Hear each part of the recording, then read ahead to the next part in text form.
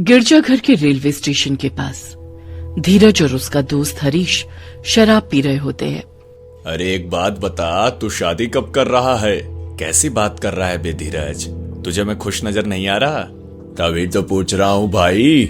मैं भी चाहता हूँ कि तू भी घर जाने की जिद किया करे और तेरा फोन भी लेट हो जाने पर बार बार बजे। अच्छा दोस्त है तू, शुरू में ही अच्छा लगता है, बाद में तो ये चुड़ैल बन जाती है। चुड़ैल? अरे भयानक चुड़ैल बोल भाई। अच्छा एक बात बता, तूने कभी चुड़ैल देखी है? ना भाई, अपनी बीबी को छोड़ के कोई और नहीं देखी। मजाक नहीं बे, सच बता, देखी है क्या कोई चुड़ैल? धीरज ये सुनकर थोड़ा डर जाता है। चल आज तुझे चुड़ैल दिखा के लाता हूँ। ऐसा कहते ही धीरज का ध्यान पास में खड़ी एक औरत पर जाता है। वो देख भाई, इस रात में ये कौन है? जो भी है बहुत सुंदर है। ना ना ना भाई, मुझे तो ये कोई चुड़ैल लग रही है। ये कैसे हो सकता है? ऐसा कहते ही हरीश उस औरत के पास चला जाता है और उसको आवाज देता है। हाँ जी, कैसे हो आप? और रात में क्या मैं आपकी कोई मदद कर सकता हूँ? दूसरी ओर से कोई आवाज नहीं आती। हरीश एक बार फिर से पूछता है, क्या मैं आपकी कोई मदद कर सकता हूँ? चल भाई निकल ले। तुझे नहीं पता कि ये क्या बोल रही है? मुझे सब सुनाई दे रहा है। तू पागल हो गया है। ऐसा कहते ही धीरज उस औरत को छूने की कोशिश करता है, लेकिन छू नहीं पाता। वो औरत एकदम से गायब हो जाती है। भाग हरीश। जैसे ही धीरज भागने की कोशिश करता है, उसके सामने वही औरत चुड़ैल के रूप में आ जाती है। धीरज वो देख नहीं पाता और वहीं पर मर जाता है। क्या हुआ? इतना ही दम था? तुम सब होते ही ऐसे हो। एक अकेली लड़की दिखी नहीं कि हरीश उसके आगे हाथ जोड़ता है और कहता है, मुझे माफ कर दो बहन। बहन? ऐसा कहते ही चुड़ैल हरीश को गर्दन से पकड़ लेती है। हरीश काफी कोशिश करता है, लेकिन वो चुड़ैल के चंगुल से छूट नहीं पाता। कुछ देर बाद चुड़ैल हरीश की गर्दन धड़ से अलग कर लेती है और रेलवे स्टेशन पर लगा देती है। अगले दिन कुछ लोग वहाँ पर जमा हो जाते हैं। लगता है वो वापस आ गई। कौन बाबा? निक्कर वाली चुड़ैल। निक्कर वाली चुड़ैल? ये क्या बला है अब? बुजुर्ग बताता है कि कुछ साल पहले एक औरत यहाँ अपने घर वालों का इंतजार कर रही थी। बारिश की वजह से उसके घर वाले समय पर नहीं पहुंच पाए। उसी समय वहाँ एक व्यक्ति नशे की हालत में आया और उस लड़की को कहने लगा कि वो उसको घर ले जाएगा। लड़की के मना करने पर भी वो व्यक्ति नहीं माना और उस लड़की का मुंह दबाकर पास के जंगल में ले गया। अगले दिन वहाँ उस लड़की की लाश मिली। बस तब से वो हर साल यहाँ आती है और शराबी लोगों को अपना निशाना बनाती है। अगली रात एक रिपोर्टर शराब पीने की एक्टिंग करता है। हम बंदे हैं, मांगे सबकी खैर, नशा शराब में होता तो नाचता ठेका। फालतू में शराब बदनाम की गई है। तभी उसे निक्कर डाले हुए एक लड़की दिखाई देती है। हाँ जी, आपको कोई तकलीफ तो नहीं? क्यों, आप क्या मदद कर सकते हैं? क्या तुम वही हो? लड़की अचानक चुड़ैल का रूप ले लेती है और कहती है, मुझे पता है तुम एक्टिंग कर रहे हो। हम भूतों को बेवकूफ नहीं बनाया जा सकता। बताओ क्यों कर रहे हो ये सब नाटक? मुझे पता है तुम्हारे साथ बुरा बर्ताव हुआ है। हम सभी मानव जाति इस पर शर्मिंदा है, लेकिन मैं तुमसे माफी मांगने आया था। हो सके तो हमको माफ कर देना। तुमने ऐसा कुछ नहीं किया, लेकिन मैं यहाँ पर ही रहूंगी। अगर तुम ये सोच रहे हो कि मैं यहाँ से चली जाऊं, तो ये नहीं हो सकता। मुझे ऐसे लोगों को सबक सिखाना ही है, क्योंकि ऐसे लोग अपनी भूख किसी को मारकर मुझे ऐसे लोगों को सबक सिखाना ही है, क्योंकि ऐसे लोग अपनी भूख किसी को मारकर मिटा रहे हैं। उसी वक्त वो लड़की वहां से कहीं गायब हो जाती है।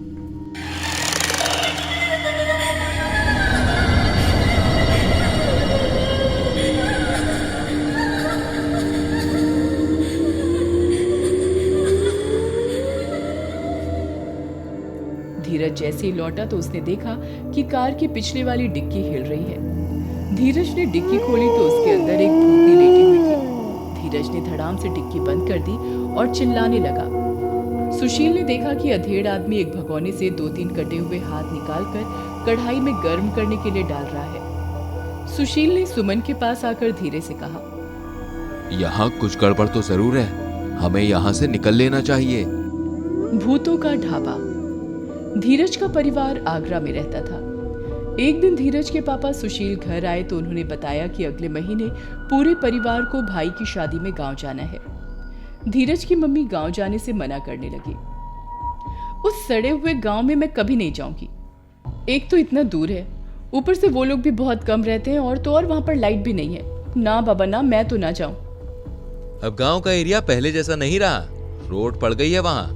मैं अपने दोस्तों से कार मांग लूंगा, उसी से चलेंगे। चलो ना मम्मी, बहुत मजा आएगा। वैसे भी कई दिनों से कहीं घूमने नहीं गए हैं।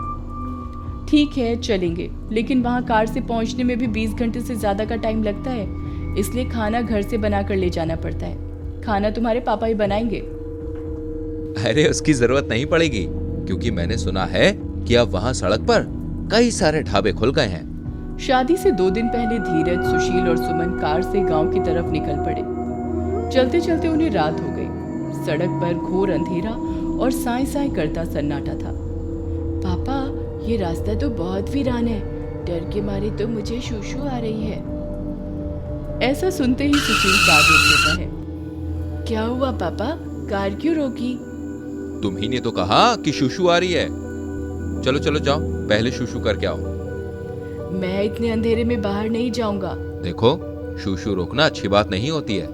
हम लोग खड़े तो हैं तुम्हारे पास, इतना नहीं डरते। चलो जाओ, शूशू करके आओ। धीरज ने कार का दरवाजा खोलकर जैसे ही पैर जमीन पर रखा, उसका पैर एक हड्डी पर पड़ा। धीरज डर के मारे चिल्ला पड़ा। क्या हुआ? पापा, यहाँ किसी की हड्डी पड़ी हुई है। सुमन और सुशील कार से बाहर निकले। डरने की जरूरत नहीं है, शायद कोई जंगली जानवर इसे यहाँ ले आया होगा। तुम शूशू करने जाओ, ठीक है? अचानक धीरज के परिवार को रोड पर 3-4 लोग गुजरते हुए दिखाई दिए। तब उनकी जान में जान आई।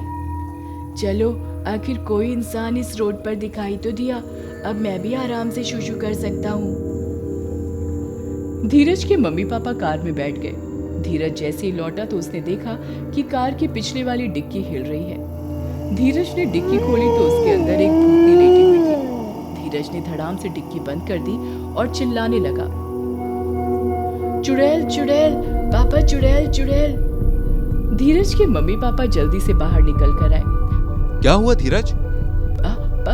पापा, डिक्की के अंदर एक भूतनी है, मैंने अभी डिक्की खोलकर देखी थी। सुशील ने डिक्की खोलकर देखने से पहले उन 3-4 लोगों को ढूंढा जो कुछ देर पहले ही उनके पास से गुजर गए थे। वे लोग अचानक से कहीं गायब हो चुके थे। सड़क पर दूर दूर तक कोई नहीं दिखाई दे रहा था। आखिरकार सुशील ने डरते हुए डिक्की खोली। अरे धीरज, लगता है तुम्हारा दिमाग खराब हो गया है। कुछ भी तो नहीं है यहाँ पर। चलो जल्दी कार में बैठो। तीनों कार में बैठे और चल दिए। कुछ देर बाद धीरज बोला, पापा, मुझे बहुत तेज भूख लग रही है। सुशील, तुम तो कह रहे थे कि यहाँ रोड पर बहुत सारे ढाबे मिलेंगे। अब बताओ, मुझे कहीं भी कोई ढाबा नहीं दिख रहा है। मैंने पहले ही कहा था कि हमें यहाँ नहीं आना चाहिए। कुछ देर चलते रहने के बाद सुशील को एक ढाबा दिखाई दिया। मैंने कहा था ना, यहाँ ढाबा है। चलो ढाबे के अंदर चलते हैं और भरपेट खाना खाते हैं। तीनों जब ढाबे के अंदर गए तो उन्हें ढाबे में 3 लोग दिखाई दिए। 2 अधेड़ उम्र के आदमी और औरत और एक जवान लड़की। लड़की के हाथ में दराती थी। वो धीरज के पास आकर बोली, कहिए क्या खाएंगे? अरे जो भी ताजा हो बोले आओ। लड़की जब पलट कर गई तो तीनों ने देखा कि लड़की के बालों में 2 कटे हुए हाथ लटके हुए हैं। धीरज, सुशील और सुमन का मुंह सूख गया। सुमन ने सुशील के कान में कुछ कहा। सुशील पानी का जग लेने के बहाने उस कमरे की तरफ गया जहां खाना बन रहा था। सुशील ने देखा कि अधेड़ आदमी एक भगोने से 2-3 कटे हुए हाथ निकालकर कढ़ाई में गर्म करने के लिए डाल रहा है। सुशील ने सुमन के पास आकर धीरे से कहा, यहाँ कुछ गड़बड़ तो जरूर है, हमें यहाँ से निकल लेना चाहिए। तीनों चुपचाप दबे पांव गेट की तरफ बढ़ने लगे। तभी वो दराती वाली लड़की तेजी से चलती हुई आई और उसने ढाबे का दरवाजा बंद कर दिया। बिना खाना खाए मैं किसी को नहीं जाने देती। हम लेट हो रहे हैं, बहुत लेट हो रहे हैं, हमें जाने दो। चुपचाप बैठ जाओ और खाना खाकर जाओ। सुशील के परिवार के पास अब कोई और चारा नहीं था। वे लोग टेबल के पास बैठ गए। कुछ देर में एक आदमी शानदार खाना लेकर आया, जिसमें पनीर की सब्जी, रोटी, आलू और भी कई चीजें थी। आदमी जब खाना रखकर चला गया तो सुशील ने देखा कि लड़की उनके पास अकेली खड़ी है। सुशील ने एक झटके से लड़की के हाथ से दराती छीनी और उसकी गर्दन काट डाली। भागो यहाँ से! तीनों लोग ढाबे के बाहर भागे। उधर कमरे से आदमी और औरत भयानक तरह से चीखते हुए उन तीनों के पीछे गए। आदमी और औरत के चेहरे भयानक हो गए थे। सुशील का परिवार कार में बैठ गया और सुशील ने कार स्टार्ट कर दी, लेकिन पीछे भूत और भूतनी ने उनकी कार पकड़ रखी थी। सुशील ने बहुत कोशिश की, लेकिन कार आगे नहीं बढ़ पा रही थी। आखिरकार उसने बैक गियर डाला और कार तेजी से पीछे की ओर चला दी। आदमी और औरत कार से बिल्कुल कुचल गए। फिर सुशील ने तेजी से कार आगे बढ़ा दी और वो दिन होने तक नहीं रुका। सुशील ने गांव पहुंचकर सारी बात अपने भाई को बताई। अच्छा हुआ तुम्हारे परिवार को कोई नुकसान नहीं पहुंचा। कुछ साल पहले वहां पर एक ढाबा हुआ करता था जिसे एक गरीब परिवार चलाता था।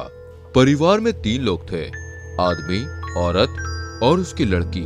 एक बार कुछ जवान लड़के ढाबे में खाना खाने गए। उन्होंने लड़की के साथ बदतमीजी करना शुरू कर दिया। जब लड़की के पिता ने विरोध किया तो लड़कों ने रिवॉल्वर निकाली और आदमी और औरत और उसकी लड़की को गोली मार दी। उसी परिवार की आत्मा उस रोड पर भटकती है और वहां ढाबा होने का भ्रम पैदा करती है। लौटते समय रात में वहां से मत गुजरना। उसने काले रंग की साड़ी पहनी हुई है और माथे पर एक काले रंग की बिंदी है।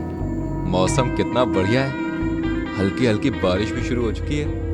अब अगर इससे बातें शुरू हो जाए तो सफर अच्छे से कटेगा। वो औरत अपने बैग की जिप खोलने की कोशिश करती है, लेकिन उससे जिप नहीं खुलती। लाइए, मैं आपकी हेल्प कर देता हूँ। तभी एक अधेड़ उम्र का आदमी आता है और चिल्लाकर कहता है, आज अमावस्या की रात है। आज की रात इस ट्रेन में डायन घूमती है। सब अपना ध्यान रखना। ये अंकल ऐसा क्यों बोल रहे थे? थोड़ी देर बाद पल्लवी भी वापस आ जाती है, लेकिन वो आदमी नहीं लौटता। अब जगजीत अपनी जगह से उठता है और वो पीछे टॉयलेट की तरफ जाता है। वो देखता है सिगरेट पीने वाला आदमी गेट के पास मरा पड़ा है।